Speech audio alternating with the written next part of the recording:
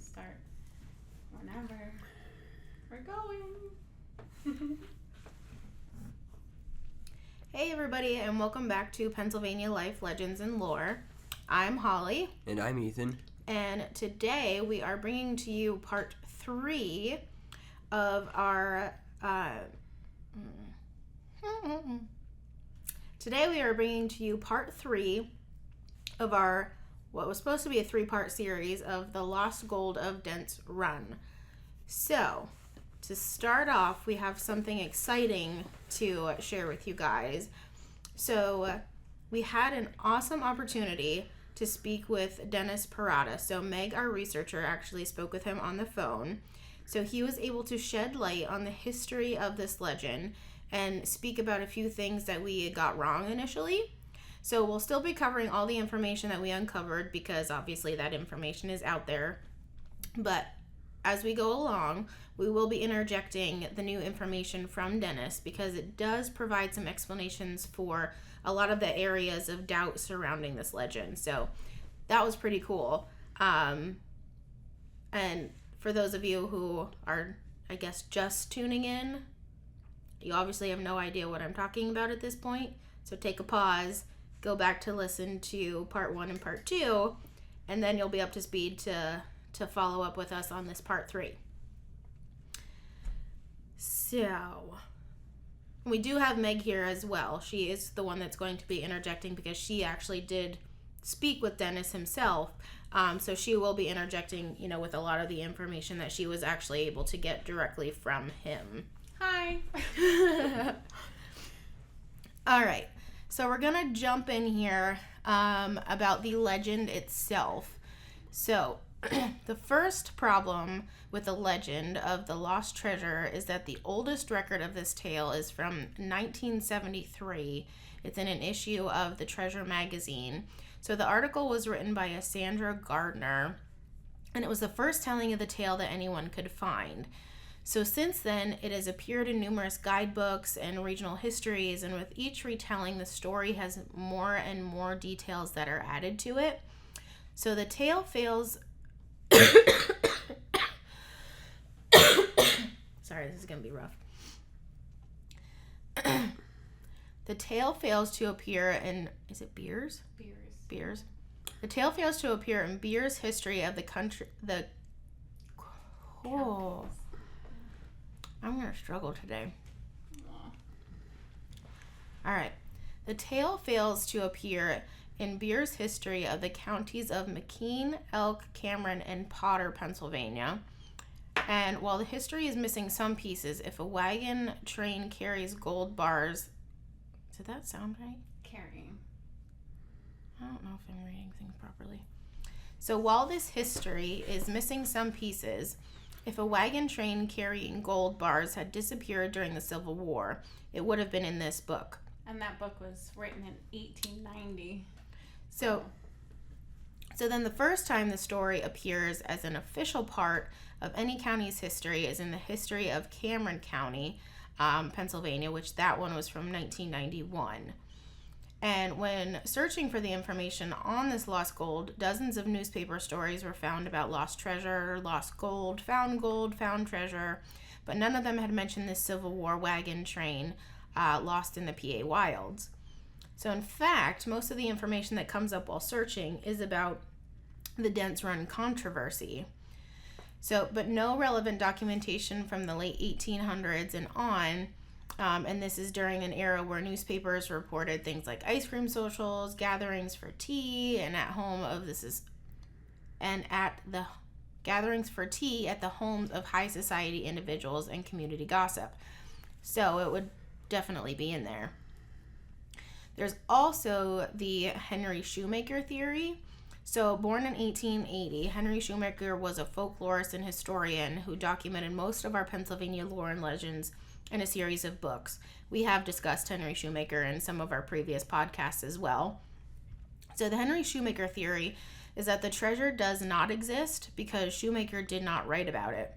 So Shoemaker was fascinated by lost treasure and focused a lot on other regional treasure tales. And if the lost treasure of Dents Run existed, Shoemaker definitely would have written about it. Many of the tales that he covered are set within the Cinemahoning region, and he wouldn't have missed that. So there's also debate regarding where this had happened, if it did in fact happen. So the lost treasure was supposedly buried along Dents Run or near Hicks Run. However, that has not prevented newer versions of the story, which claim to be the correct version, from changing to location. So 3 places that are mentioned in the story are stated to be Dents Run, Benezzetti. Why do I always want to? Why? Because it has the. Yeah, it's kind of like, Italian. You want to add the E, but yeah. It's not. So the 3 places that are mentioned in the story are stated to be Dents Run, Benezet, and Hicks Run.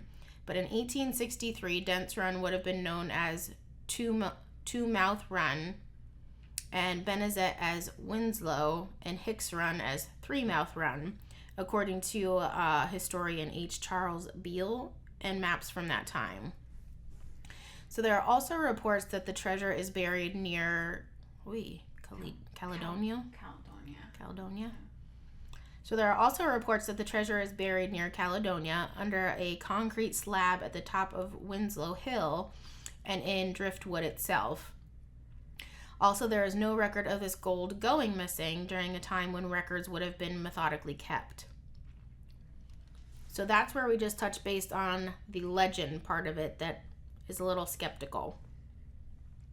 So we're going to dive then into the people. So in the first episode of this, we kind of went through the history of the story, and we did touch base on the individuals who were supposedly on this route taking the gold. So there is little evidence to show that the characters mentioned ever existed. Historian and folklorist Norman Hauser stated that he contacted many U.S. Civil War historians to seek out Lieutenant Castleton and Sergeant Mike O'Rourke, the 2 men that were mentioned by name. There is no solid proof anywhere that the men actually existed. Considering that Civil War historians are typically thorough, this is a large problem for the validity of this story. And with O'Rourke being described in the tale as a very colorful individual, prone to brawls, involved in murders, and wanted by the police, you would assume that there would be some concrete documentation of him somewhere. As far as Connors, the citizen guide who supposedly led the group through the mountains of central Pennsylvania, he remains a complete mystery. There are no records reporting the court proceedings against Castleton or O'Rourke that supposedly occurred in Clearfield, PA, which again we touched on in episode 1. All right, so those are the people. Next on to the route. Biggest problem with this legend is the route that was taken. So the unit leaves Wheeling, West Virginia, goes to Pittsburgh, then north along the Clarion River. Is it Clarion? Is that right? Yeah. Clarion River before arriving at Ridgeway. Then they go overland to St. Mary's to Driftwood. St. Mary's. What did I say? South. It's okay. I'm so sorry. It's alright. We'll make it through this somehow.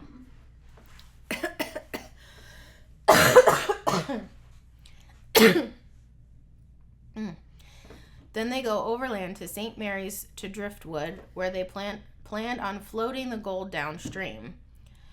So, trains existed during the Civil War. By 1860, 30,000 miles of railroad tracks had been laid. Pennsylvania had 3 major rail routes on which they ran from Pennsylvania had 3 major rail routes, one which ran from Pittsburgh to Philadelphia. So why not put a train in Wheeling? Put it on a train. The gold. Why not? Oh my goodness. Okay. So why not put the gold on a train in Wheeling, going to Pittsburgh, and then over to Philadelphia, which would be a lot less faster than trying to take it. Or a lot faster. Not less faster. Did I say less? What is going on? I don't even know what words are coming out of my mouth. Oh, how? Okay. Oh, A good thing you guys are catching it because I'm not clearly hearing what's coming out of my mouth. All right. So why not put the gold on a train in Wheeling, going to Pittsburgh, and then over to Philadelphia, which would be a lot faster. So a few years prior to this tale, the Bucktail Regiment, which is a PA Civil War infantry unit, attempted to float rafts down the west branch of the Susquehanna and couldn't. So why then the U.S. Army would think that they could float a couple $1 million of gold down it? Who knows? The argument to this point is usually the Battle of Gettysburg was going on at that time, but according to most records, the fabled group left Wheeling in June, and that's a whole month before Gettysburg. The nearest major battle would have been the Second Battle of Winchester in early June, but even so, there would have been enough time to put the treasure on a train and send it to Philadelphia by rail. Also, think about the likelihood of this. Castleton's party traveled through Pittsburgh, Clarion, and Ridgeway, eventually arriving at St. Mary's in Elk County with 3 several thousand-pound wagons through rugged forest lands. So did they have a wheelwright with them? Because they definitely would have broken some wheels along that route. Do you want me to take the addendum?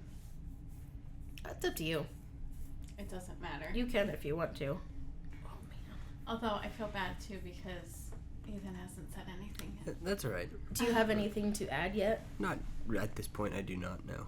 Okay, so Ethan's taking all this in. We're going to get his input. He's going to process, figure out what your thoughts are, and then you'll let us know. So Meg's going to take over to discuss her conversation with Dennis himself. Okay, so this is what I found out in talking with Dennis, and it was... And we're going to throw you all for a loop here. Yeah. Because... So, I have to tell you, like, I started out really wanting to believe this story. For sure. But not really fully believing the story. Like, believing something was there. Right. But probably not gold. After talking to Dennis, it's swaying you a little. It is swaying me big time. Okay, so we've kind of talked about this before, and just talking about the general history of that time and what would be going on.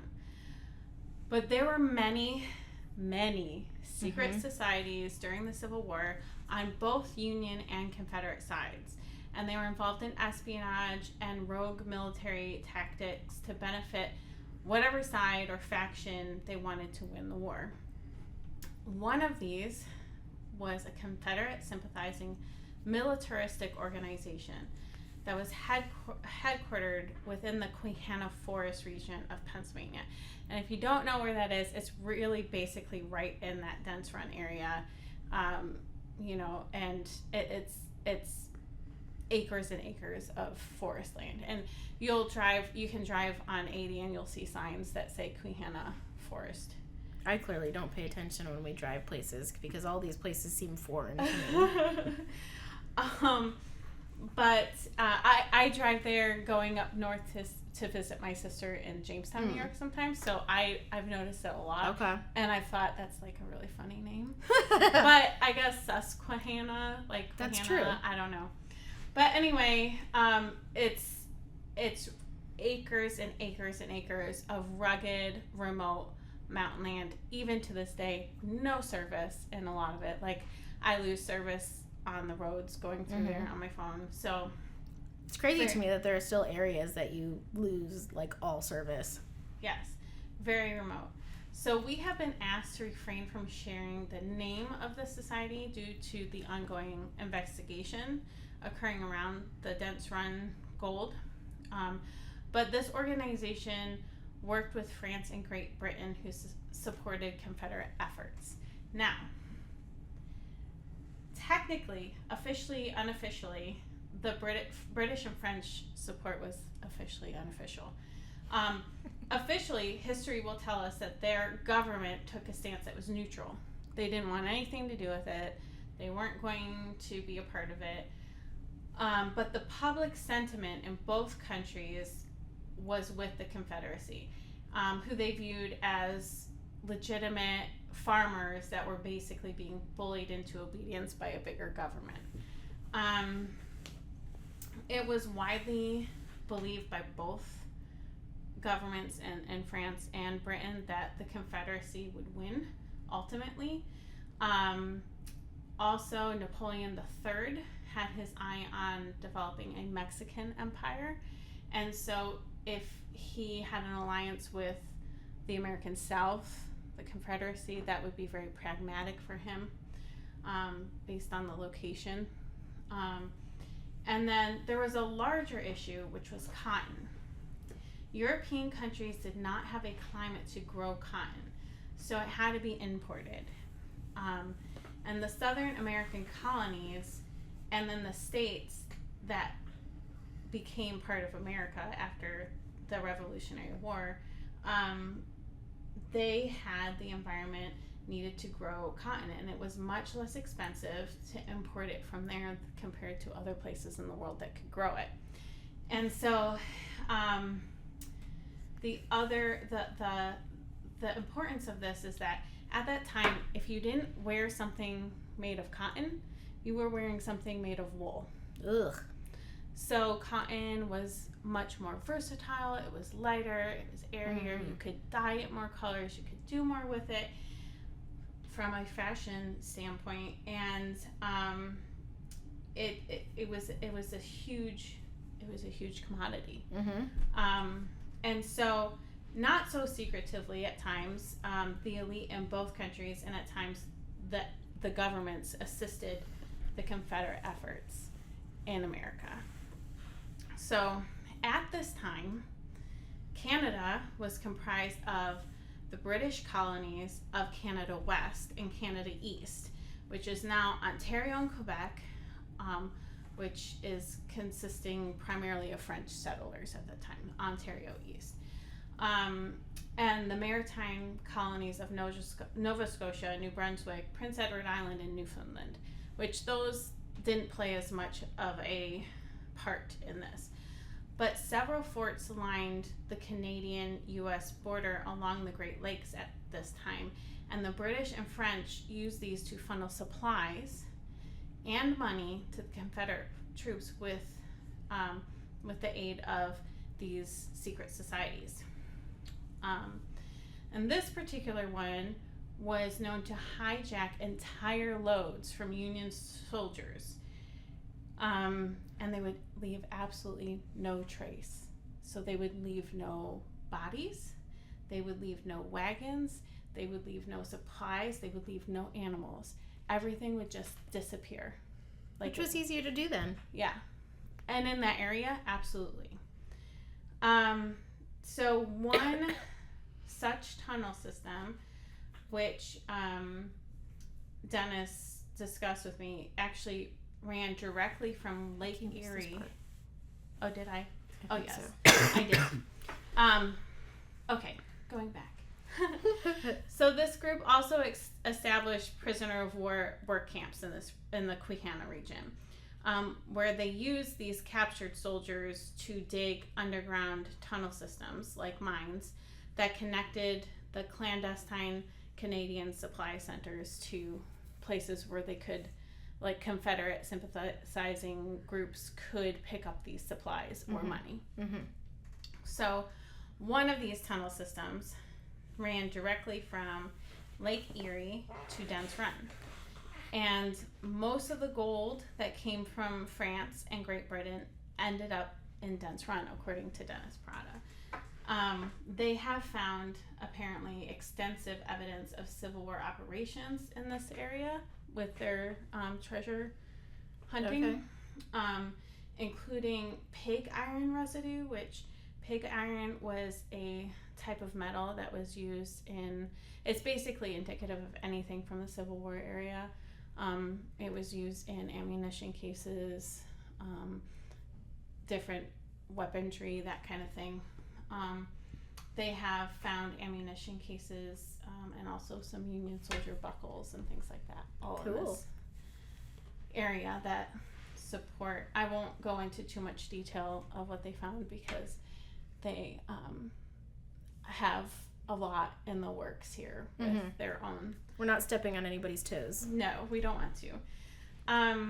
So after the Civil War ended, both the United States government,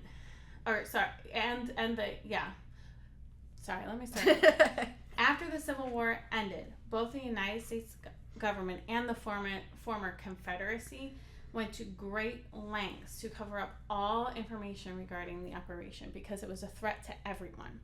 This is what Dennis told me.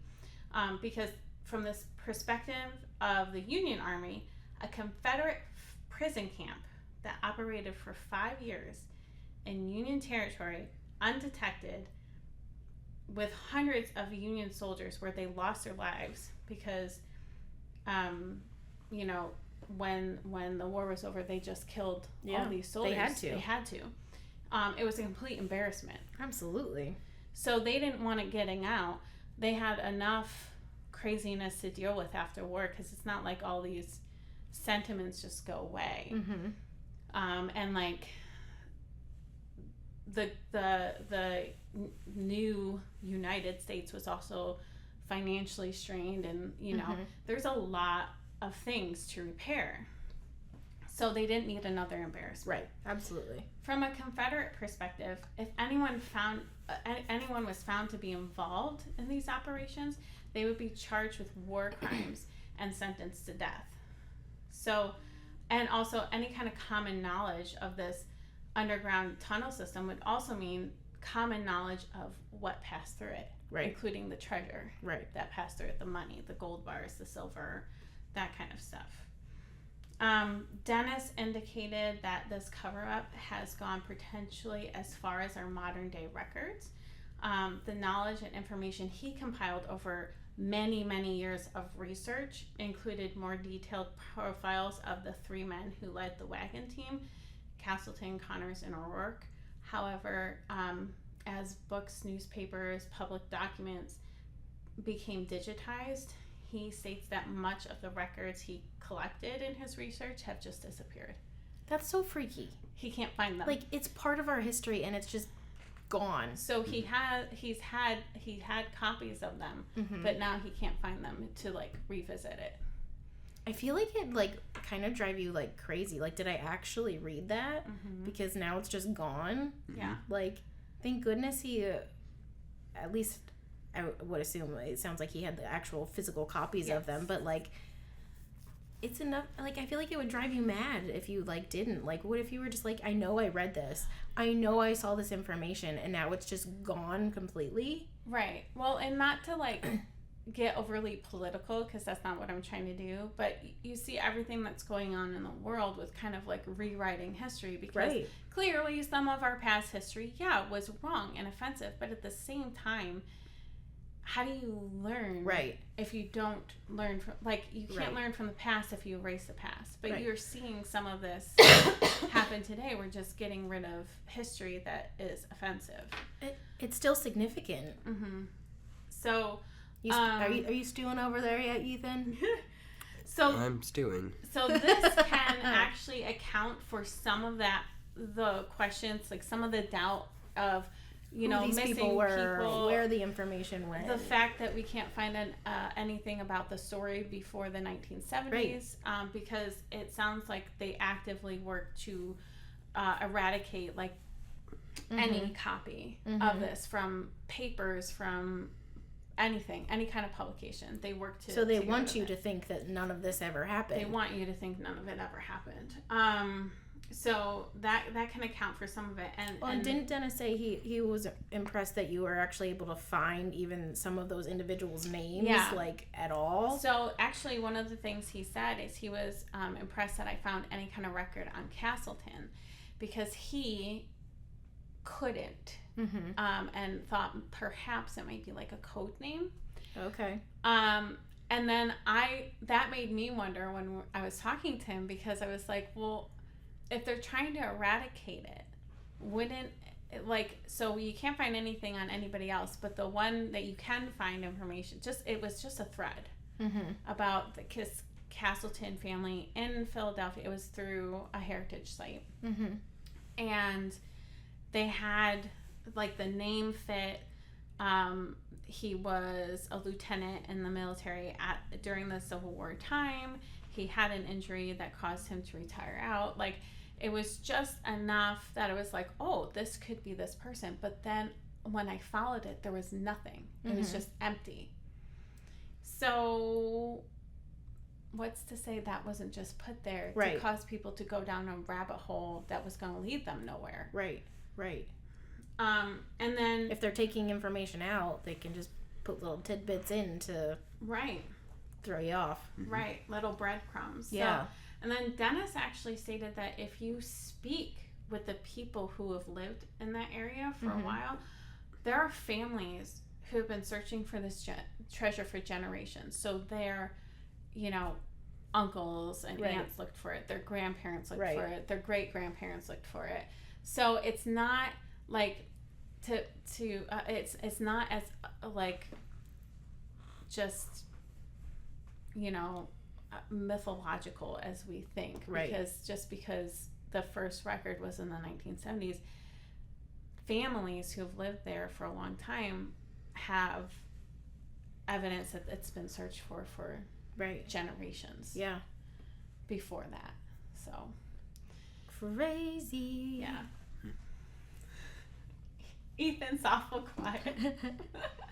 I feel like he's very methodically like processing through his head to see what he can and should say. Listen to my words. Can and should say about your opinions. Yeah. Just. So I think, it was awesome that you were able to talk to him before we had put out this episode, because I think it's adding a lot of, it's more so leaning more towards this never actually happened to it's more of like a cover up, and it is actually, or was, or is, who knows, still out there. Yeah, I mean, at this point, as we go, we're not done yet. There's going to be some more information, but at this point, it fills in a lot of holes. It doesn't fill in all the holes, but it fills in a lot. Right. Like, if you actually put yourself, and really what I found in talking with him is not only that he really, really deeply researched this. I mean, he's an historian, almost of his own right. Here. He's not like us who I just learned about this story a few weeks ago. Yeah. Like, he has extensively deep diving into this. Yes, extensively researched the history of all this. But it's also just putting yourself in the mindset of that time as well. Like, if you put yourself in the mindset of that time and what that was actually like, and Civil War records were methodically kept, but at the same time you're dealing with a situation of absolute chaos too. And how easy even the most methodically kept records could go missing, and nobody really questions it. Right. How could you? You wouldn't. Staying quiet?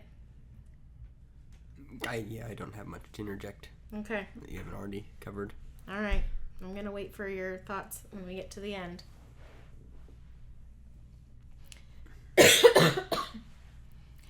All right. So jumping into the aftermath. So Connors arrived in Lock Haven, which is 40 miles south of Driftwood, sometime in August, which is a month or more from the time he separated from the team. So at this point, we're thinking he didn't run into any logging camps, travelers, any other villages during that time that could account for that. And that is a big question, because logging was a huge industry during that time. So it's a little bit questionable that he didn't run into anybody. Right. I mean, yes, it's remote. Yes, it's the wilds. But most people, if they're lost, they stay near some kind of trail or river, and he had essentially a river for sure, a trail most likely that he could get back to. You would think you might encounter someone. You should at some point. Not saying you would encounter lots of people, but at least someone. Unless he was just, like, a lot of the versions talk about how so many of the party were ill. Maybe he was just a little delirious or dehydrated or what, but you'd still think. You would. So Connors was questioned and kept under surveillance for years. And Pinkerton detectives were brought into the area, but gold was never found. However, no record can be found of the Pinkertons actually investigating or finding any mules with the Army brand in the region. So we have historical records of Pinkerton detectives undercover investigating the Molly Maguires and the Black Hand groups. And if they investigated this lost gold, there would or should be some record of it. So this is an area that Dennis was able to shed a little light on as well.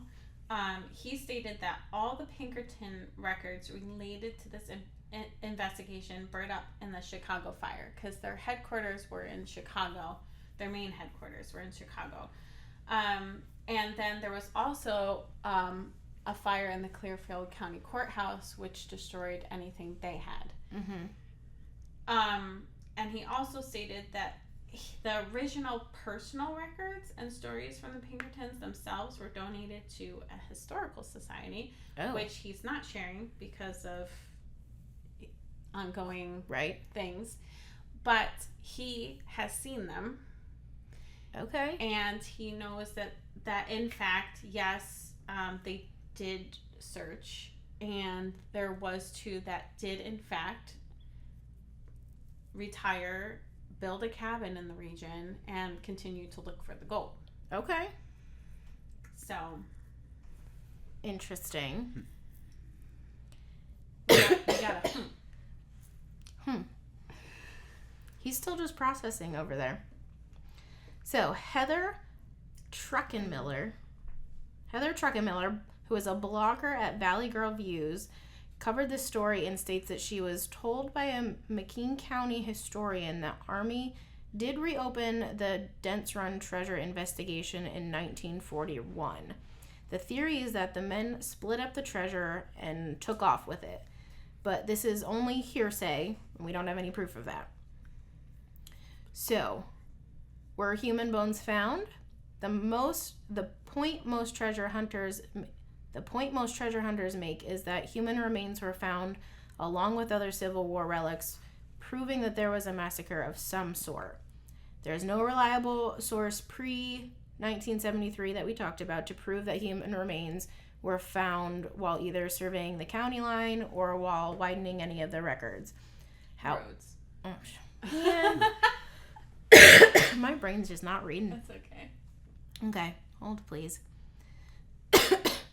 There is no reliable source pre-1973 to prove that human remains were found while either surveying the county line or while widening any of the roads.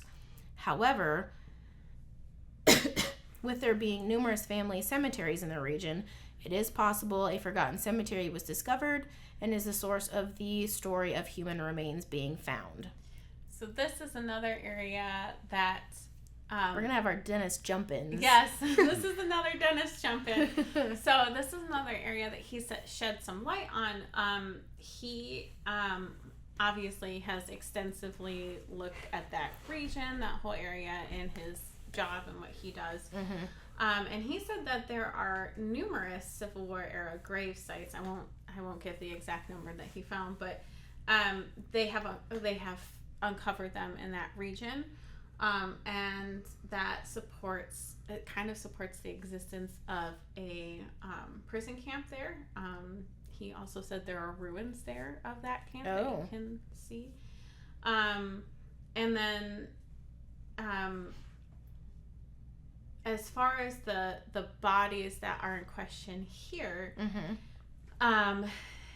It's very possible if they were taken over by this rogue Confederate sympathizing group. Mm-hmm.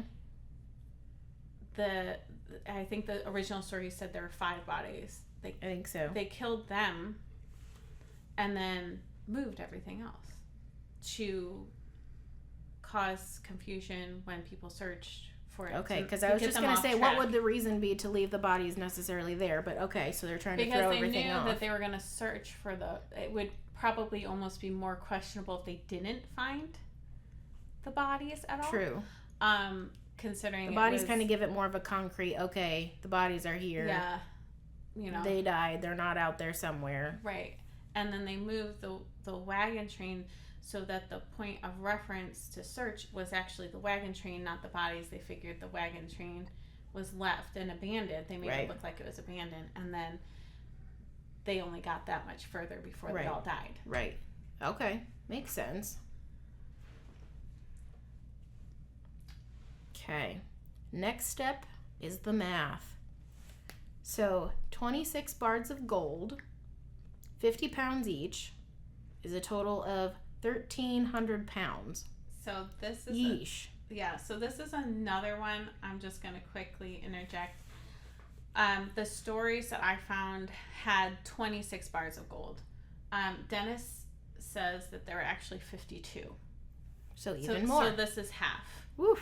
And either way, regardless, those who doubt the authenticity of the story will still doubt the ability of the wagon train to carry this load. As we go, we'll explain the math here. But right, because if they can't support the 26 bars, how are they going to export double that? Right. So and maybe it's possible that the group was larger than stated in the original tale and had more wagons or mules. Dennis stated that the party was 14 people. I believe in the tale I read that seemed to be like the most common one. They said 10. Mm-hmm. So I don't know, but I'll let you continue with the math. Okay. So a mule on average can pull about 250 pounds. So at about 1,000 pounds, that'd be a team of 4 mules. A Union Civil War wagon could carry a maximum of 3,000 pounds on a well-kept road. Now remember, we're not on well-kept roads. So if you add up the weight of the hay bales, feed for the mules, false bottom, gold, the supplies for the convoy, any sort of weaponry that they most likely had, and the ill lieutenant that they had who was being carried on the wagon for at least a portion of the trip that they were on, it's way over what they could have been transported. Those mules definitely had way more than the 3,000, or the, 250 pounds per mule. So that's way over what they could have been hauling. And again, like I said, we aren't on those well-kept roads. We're on the Pennsylvania Pass that I guess they can be called roads in this area, but they're more like the trails and paths. So they're definitely, this part of the story is a little iffy. I don't know though. I think there definitely would have to be more to, because it's not like they're just transporting the gold. Right. It's going to be a long trek. They're going to need to have all sorts of weaponry, which is heavy. They need to have some sort of food for themselves, food for the mules, all sorts of things. I don't know about this. And then on top of it, like I believe in the original story when it said that they found that shortcut path and then it veered off into 3 things. Mm-hmm. That shortcut road or path that they found, it was described as going over 2 mountain ridges. Eesh. So I don't know. Maybe I'm just not a pioneer woman. Clearly we are not. I don't know. Like that is still sketchy for me. Yeah. But the math is math. And also, we can't get away from that. Like that doesn't add up. No. And so the only thing I can think is if this actually happened this way with a wagon team, it had to have been larger. Much larger. Or the other option is it wasn't Union gold. It was gold in tunnels, and this is just a legend to cover up. Yeah. That's entirely possible. So, anyway. The theories are coming. All right, so we did the math. Now we're on to the science. So John Louis, a physicist. It should be physicist. Okay. Yeah, sorry, I messed the T. Okay. So John Louis, a geophysicist a professor at the University of Nevada in Reno, he was not connected to this dig at all, said the gravimeter is a powerful tool that can yield important clues about what is underground. So he reviewed the EnviroScan's report and said the firm's methods were very good, and their conclusions present a physical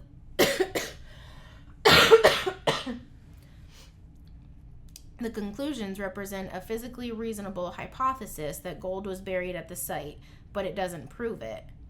It doesn't make any element analysis. It's just indicative and suggestive, but it can't prove it. So, in order to prove it, the FBI needed to dig. So, thus it is also entirely reasonable that the FBI did not find anything at the site because there was not really any gold there. Which is what John Louis said via an email to the Associated Press. So I feel like I like that we had that in there because he's not related to this story at all. He's just, this is the tools that were used. The tools were used properly. Their methods were done right. But it still doesn't prove that anything was there. Mm-hmm. The only thing that I still question is, okay, so gold wasn't there, but what? But if it was used properly and found something, what was there? What was there? Because something did come out because there was a gaping hole that never, you can still, by everything I saw online, go and see. Right. If it was just dirt taken out, it would have been dirt replaced back in. And and there wouldn't be a hole. Right. There wouldn't be any kind of cavern. Correct. So, yeah. So we have the proof of gold, or something like gold. So the FBI sent in their own researchers to the Dents Run site, which is interesting, because who hears of the FBI following up on all sorts of folklore 160 years later? Doesn't really seem like proper use of the FBI resources. So the FBI is a threat-focused, intelligence-driven national security organization that is generally involved in preventing and investigating acts of domestic and international terrorism. Super related to this story and gold, but, you know. According to their website, the mission of the FBI is to protect the American people and uphold the Constitution of the United States. Again, what are we protecting the American people with? Gold. So what I found, because that is a big question, why would the FBI be involved in a search for lost Civil War gold? And what I looked into this a little bit, and the FBI does occasionally work with the U.S. Treasury at times for cases involving white-collar crime or the Treasury Department's Financial Crimes Network, but this would not really fall in either of those categories. So this is kind of unprecedented. Right. I think that's what always brings me back is why were they involved? Because they needed the money. There you are. You're alive over there. So since the site that the dig was on state-owned land, the FBI had to secure a federal court order to gain access. The federal affidavit is sealed, and what it contains, why it was sealed, is unknown. And that's why this is really, really weird. So the FBI doesn't just go to get a court order to dig in the rural Pennsylvania woods for no reason. Yeah, or does they had to go to court. Right. Well, and the thing is, they obviously had to present enough to be able to have access to a court order. You can't just get a court order for no reason just because you're the FBI. You still have to present enough to be granted that. We want to take our big boy toys and go dig in our big boy sandbox. Right. That's not a thing. Not a thing. Not a thing. All right. So on to the dig. On the first day of the dig, everyone was sent home. but the crane operator was instructed to leave his keys in the machine in case it needed to be moved. Of course it got moved. The next day it had been moved, the dig resumed in a different spot. Everyone was confined to their vehicles during the dig. The DCNR officials, state troopers, the Parada family, everyone except the FBI was sent away from the scene for the dig.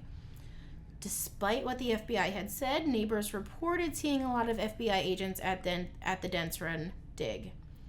Residents near the dig site affirmed that they heard a backhoe, jackhammer, and trucks overnight, when the excavation was supposed to have been paused overnight, and seeing a convoy of FBI vehicles, including armored trucks. So one thing I want to interject here that Dennis shared with me is that the warrant given to the FBI, which I guess you can actually see when you look at the official files, which Okay. we can include a link to that on our site, but because a lot of them are public record now, but it states that no night digging was allowed. And so if it is found that they dug at night, that invalidates the warrant that they have. And So then what would have happened to if they found anything?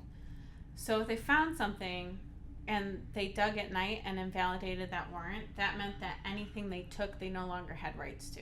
Okay. It was an illegal seizure Okay. because they Dun, went dun, against dun. the warrant. Shame on them. Mm-hmm.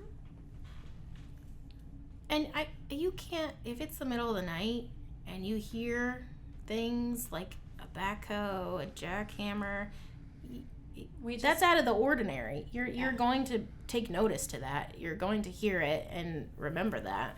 We just built a house, and we just haven't. Well, actually, Ethan helped with getting our yard ready to seed. I can guarantee you, if those things were running at night, I would have heard it. Yeah. Our neighbors would have heard it. Right. You can hear those things down the block. Right. So. Right. Absolutely. And you know what they are. Right. You It's know not it's like the sounds that are going on around you on a regular basis. If this is out of the ordinary, you're going to pick up on it. Mm-hmm. So the FBI denied that any work took place on the site after hours, saying that the only nighttime activity was ATV patrols by the FBI police personnel who secured the site around the clock for the duration of the excavation. Definitely different sounds between an ATV running around versus all of these heavy equipment machines. So it's very curious why the FBI is going to such an extent to misdirect and be so obstructionist. Yeah. Obstructionist? Like closed. I didn't know that was a word. Yeah.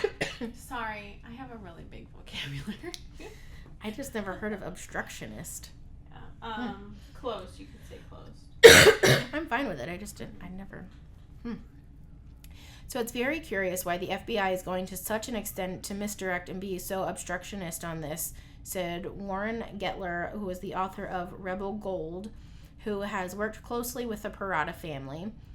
They worked that night under the cover of darkness to evade or escape our knowledge of something we're supposed to be partners in, which is also a quote by Warren. So the lawsuit documents, the FBI initially claimed that it had no files about the investigation at all. I'm sorry, we have to take a pause. What? Just nothing. We're going to go out and do all this. There's no paperwork whatsoever. We have more paperwork here. Right. Like, are you kidding me? You needed a court order to go out and do this, but you have zero paperwork on it. Okay. Rough start. Then, after the Justice Department ordered a more thorough review, the FBI claimed its records were exempt from public disclosure. Finally, in the wake of Finders Keepers' appeal, the FBI said it had located records it could potentially turn over, but that it would take years to do so. Oof. So we're just slowly creeping out of nothing. There's something. We can't share it.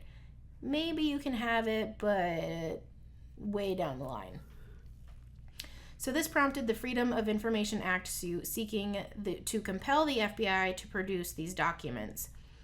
So was the FBI just mistaken when they said there are no records? Can the government do anything without a pile of paperwork? Nobody can do anything without a pile of paperwork. So a court did mandate that they must release their documents.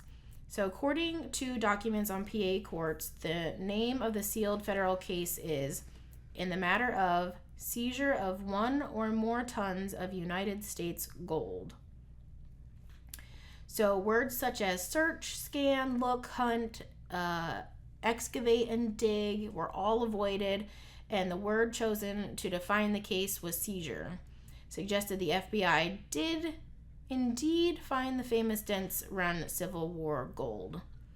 So if the gold exists, Bill Cluck, the Parada's family lawyer, stated that legally finders keepers would have significant rights to share this find or for informing the FBI about the Dents Run site.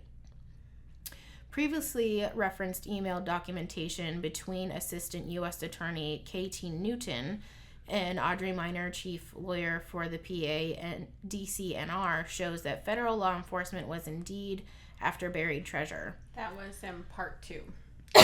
We referenced an email between the two of them. So the EnviroScan co-founder Timothy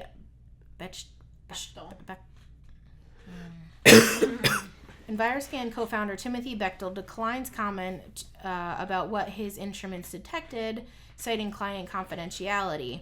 But Bechtel also said that the FBI has asked him to keep quiet about his findings. So I have to interject here because this along with the previous comment from that third party group about like the gravimeter, made me think, well, let me dig into like what is this thing and how accurate is it? So and the brief, because it was brief. It's not like I spent weeks researching it. I spent a few hours researching the it's called gravimetry, and the tool is called a gravimeter, and basically it looks at how the gravity is impacting soils and it can read densities by that and things like that. I don't know. So it somehow uses gravity. Yes, and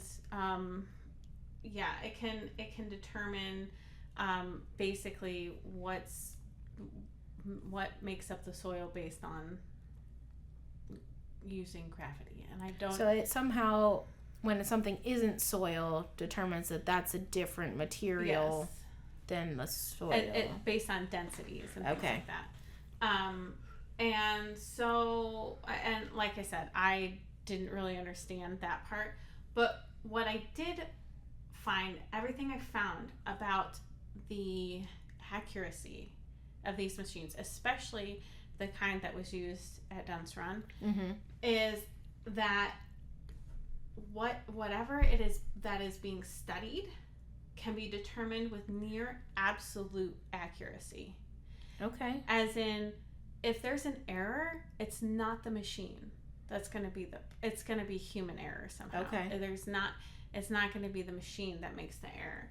And it like can human interpretation or either humans using the machine incorrectly. Humans using the machine incorrectly. Could be interpretation, but if you have an expert that's looking at the densities, they're going to know. They should. That's kind of like a surgeon doing surgery on the wrong part of the body. But anyway, so it can be time consuming to achieve this level of accuracy. Like they have to take many passes like with scans it. Scans with it. But it can be achieved, and so there's really little room for error on the part of that gravimeter. Now, do we know how many like scans or passes this one did, or they clearly just did enough that they had a clear picture of that there's something there? I don't, but it had to be enough for multiple FBI officials to and enough for them to get a court order. Right. I mean, you Google this, and like, there are many, many, many, many, like, reputable news stations that have covered this. And all of them say that, you know, the FBI officials reported 7 to 9 tons of something that has the density of gold. Right. Okay. It's not just the Paradas that we're told. Right. So Ooh.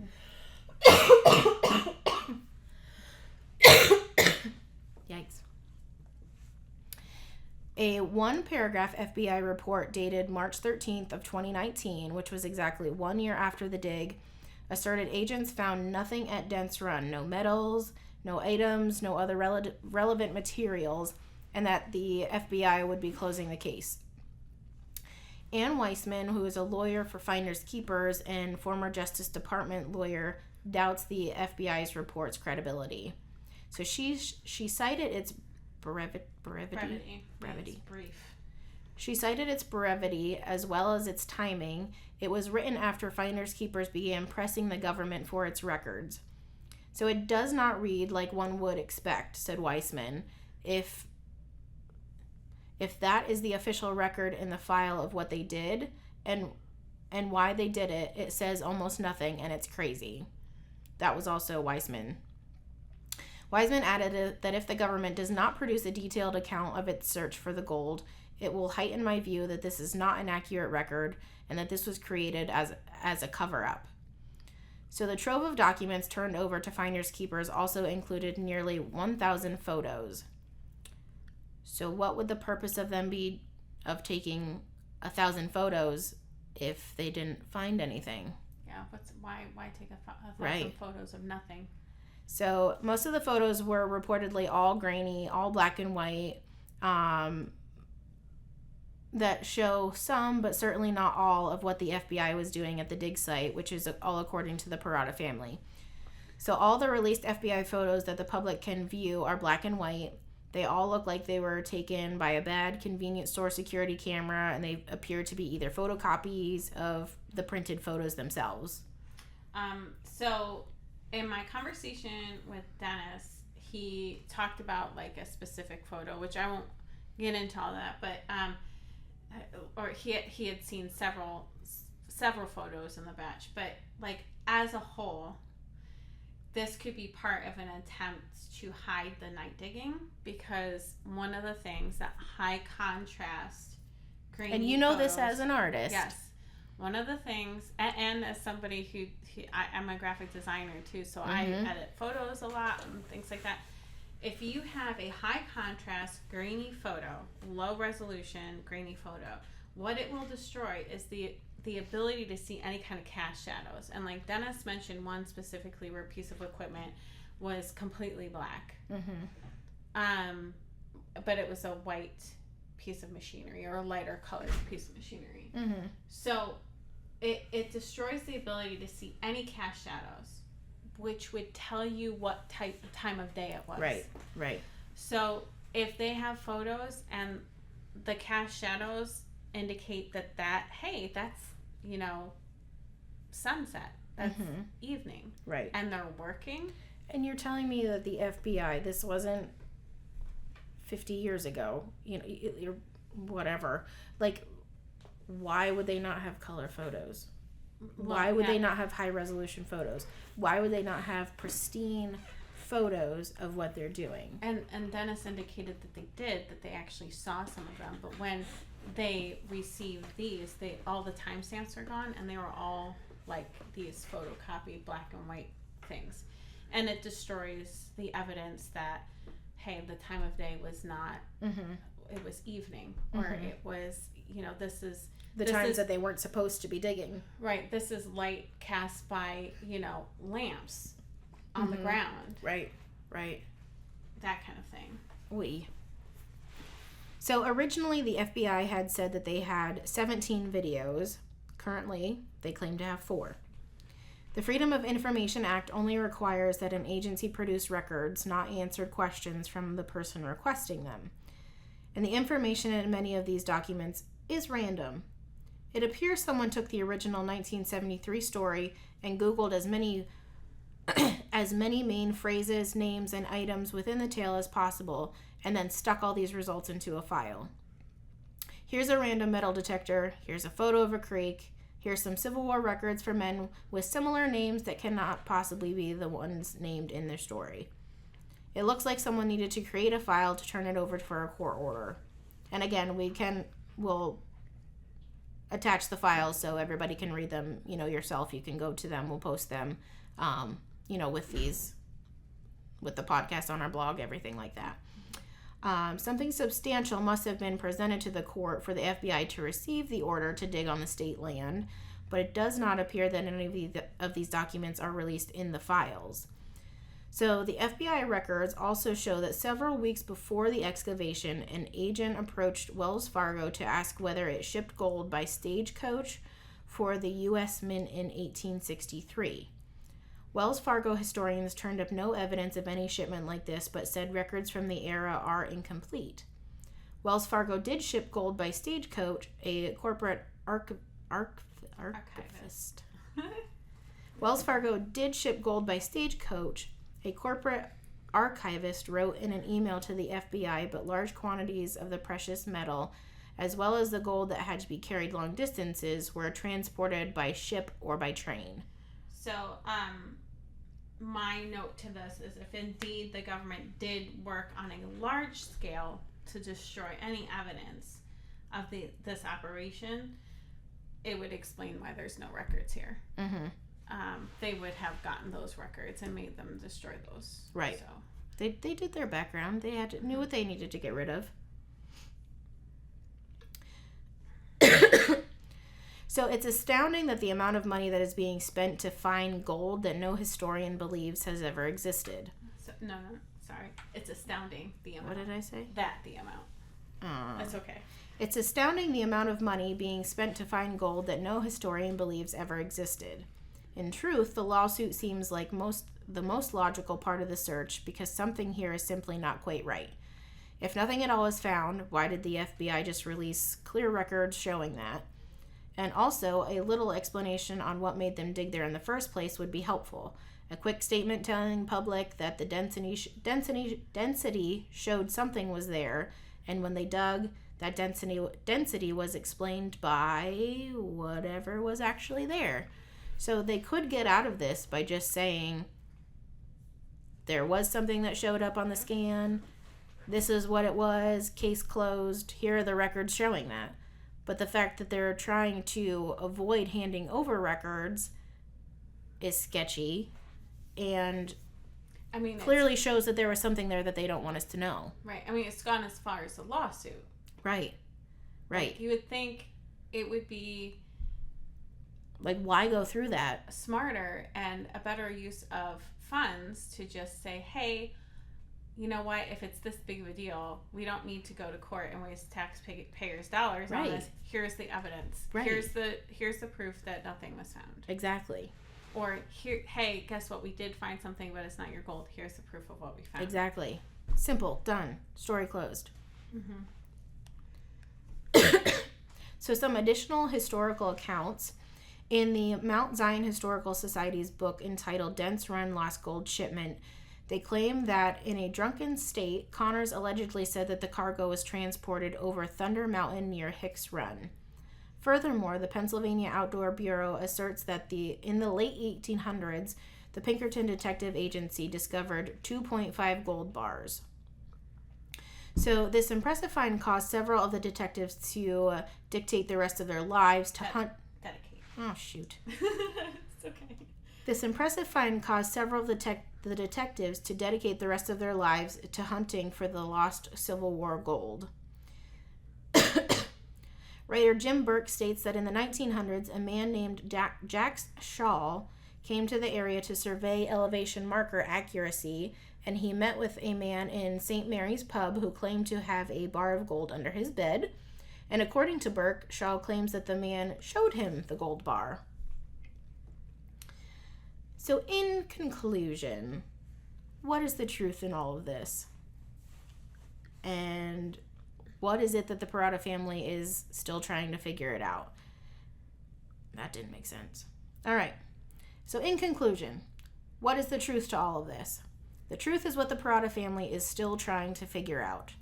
We as the public may never know, but the FBI did get involved, and then they were sued to release their documents on their search, and that part of the story is in many ways the more implausible than the original legend itself.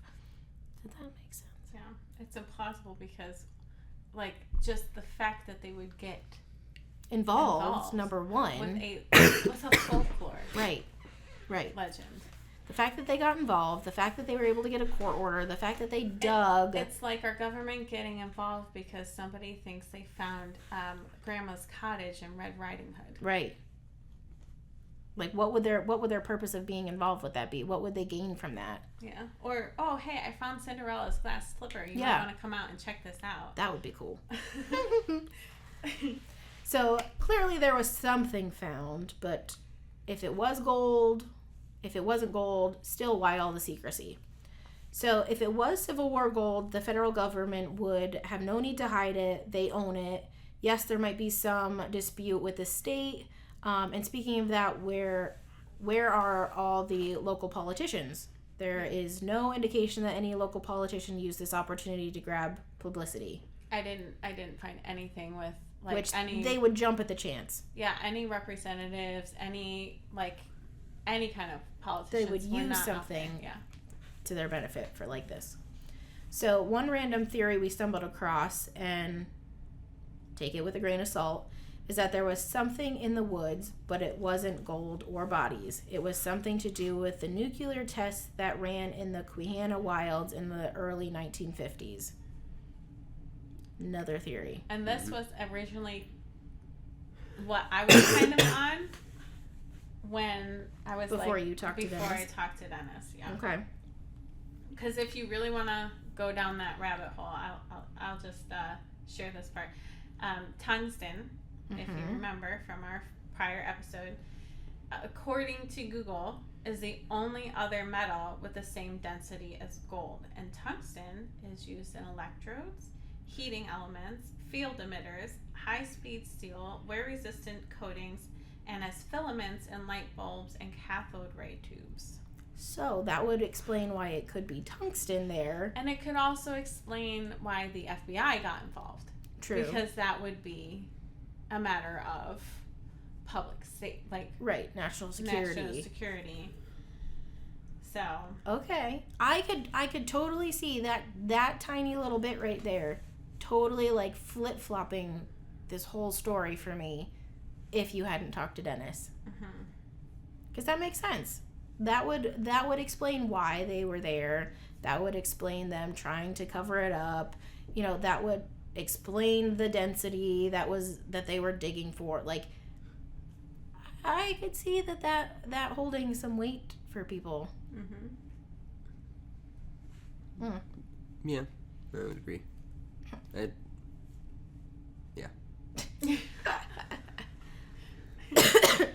So the Paradas have their own theory. So either that the gold was foreign gold smuggled in from Canada through the underground tunnel systems and was intended to reach the Confederate Army, or more likely the wagon train carrying the 52, remember there's that 52-26 dispute there, the 52 bars of gold was intercepted by the undercover Confederate battalion, Thank you. rogue group. So the 52 bars of gold was intercepted by the undercover Confederate battalion, who hijacked the gold, killed the remaining members of the wagon party, and then moved the wagon 7 miles away in the Benezet area to confuse any search parties. Then the 5 bodies that were found were a few hundred feet from the area that the FBI dug in Dents Run. Which is kind of incredible. Like he said, it's just a couple hundred feet from where... That's nuts. That's where based on the records, where the 5 bodies were found. So that's got to mean something. And so what Dennis also told me is that if the gold is Union, it belongs to the government. But if it's foreign, it opens it up. So it's really the state and whoever found it. So that could be a major reason why they don't want to admit that it's there. Right. If that's if it was foreign gold. Yeah. So Dennis also stated, or do you want to read that part? I can cover this too if you like. So in our conversation, Dennis also stated that 3 hours after the last armored truck left the land at Dents Run, he received a communication that the contents of that truck had been loaded on a plane and was headed for a foreign destination. Total plot twist here. Right? Total plot twist. So I'm not going to go into everything he said because I'm leaving. Yes. Yeah. But I can tell you, and this is international news, you can Google it. Mm-hmm. It's all over the place. Easily found. You can easily find it. Within 24 hours of that truck leaving and that call, an international news story aired that 9 tons of unrefined gold and gemstones fell out of a plane in Russia at technically Siberia during takeoff. And the plane belonged to a Canadian-based mining company. So, if the red flags are not going off in your head right now, you have not been listening. So 9 tons of gold is the upper cache of what 7 to 9. Yep, 7 to 9 of what they expected there. Dennis said that there was also gemstones removed from that hole because they found some in there. Cool. The forts, the French and Canadian forts that had the underground tunnels, they were the French and British. Sorry, they were on the Canadian-U.S. border. So the plane belonged to a Canadian-based mining company, and once the cargo of this plane was reloaded, it flew to a location in Canada. It all comes full circle. So that's a little, there's a little too many coincidences there. Right. It's just, that part of it just like completely floored me. And what that all means, I don't know. Like, I don't know what the interaction there is. I don't know what the web is. Right. But clearly this is bigger than just a just story. some gold on some wagons during the Civil War that needed to pay the soldiers that, is out there. There's definitely more to this story. Yep. So one thing is certain, though, the FBI did not go digging in the Pennsylvania woods for no reason at all. No. That is for sure. Okay. Ethan, I'm ready for your thoughts. I don't really have much that has changed. I think the government will hide whatever they want, and I think they think that the general... So do you think that they did? I think they do every day, so I would say that it's likely. I think they think the general public are idiots. So do you think, but in this case, do you think that there was gold, or do you think that it might that it was something but something else, or that there was nothing? I mean, I would say that it was either gold or tungsten. I would say they found something. Well, clearly they found something. Right. Do you think it was gold? I don't really know if I have a stance on that one way or the other. I would say it was probably more likely gold, would be my guess. Is that because of the stuff that we got from Dennis that you think that it's gold? Yeah. Or Did you feel that way from the start? I felt that way from the start, but I think Dennis has definitely done his research, and they have a lot of supporting information that would lead to that conclusion that it would be gold. I seriously felt like I was like part of National Treasure talking because I was like, holy cow. Like, yeah. This is, and none of that information is out there. Right. And like I said, he spent a lot of time compiling that over years and years of research, and you can't find some of it now. Right. So like they don't. It's like nobody wants you to really know the truth of it. Exactly. Which is also sketchy to me. Like, I mean, they do that now every day. They tear stuff down in history to try to hide it right in front of people's faces, and the only people who know it are the older people until they pass away.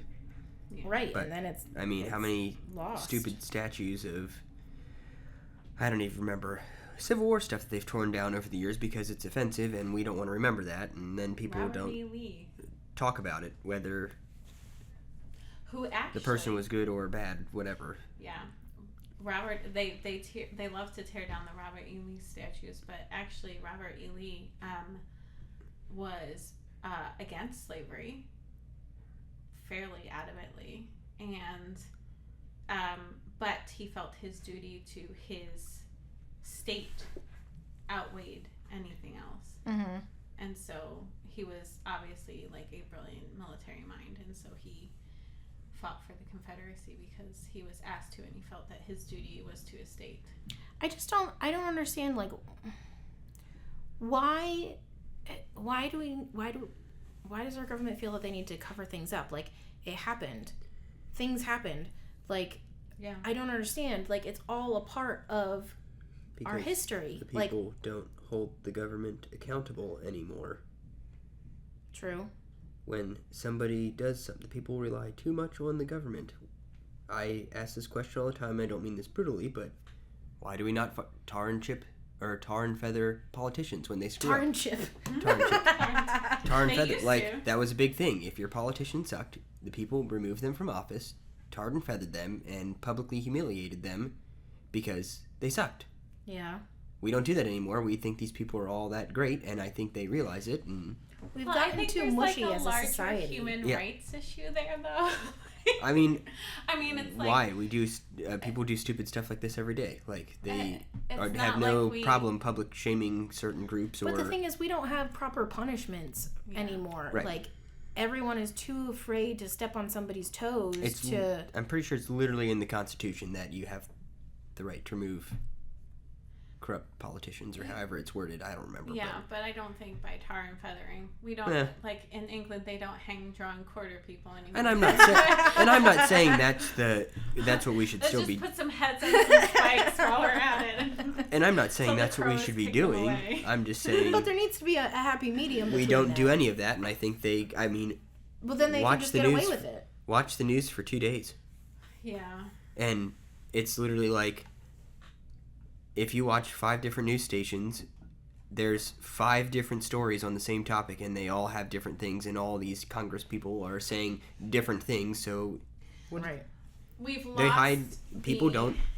We've lost the understanding that the people in our government are there to serve the people and not Correct. have the people serve them. Not Right. to get all political on people, but that's But it's just a part my of opinion. It's a part of this story, though. The It's a government big will part hide of it. whatever they want, and they think the general public is stupid enough to believe what they say, and they take but the appropriate when steps you look to for make the it. actual facts, like, Meg does a lot of research. Like, when you look for the actual facts, and there's no reliable sources before 1973, like, And honestly, it took a lot of digging for me to find anything that wasn't just news articles about what's currently happening in Dents Run. But yeah, I get maybe like initially after the Civil War why they would hide it and try to remove it from everything, but why now? right, Aside from it's a lot of money if it exists. right. Because Right. someone actually found it, the location, and they took that and ran with it. And what's the greater thing at play then because of, the weird coincidences with the plane and things. Right. That gets me. It's just weird that it's like the same amount. The same amount, the same the type of bar. timing. The timing is perfect. Like the Canadian. The Canadian link, yeah. Yeah, it just. Whew. That kind of drives it home for me. So is there something larger there that we don't know about because... Right. Right. It's all very interesting. Mhm. I feel like you're really biting your tongue over there because you don't want to get yourself in trouble with what you want to say. Kinda. I mean, yeah, it's my opinion.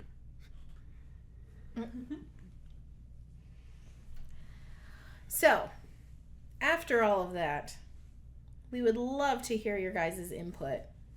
I know you guys that's not proper, but we would love to hear your input on our story.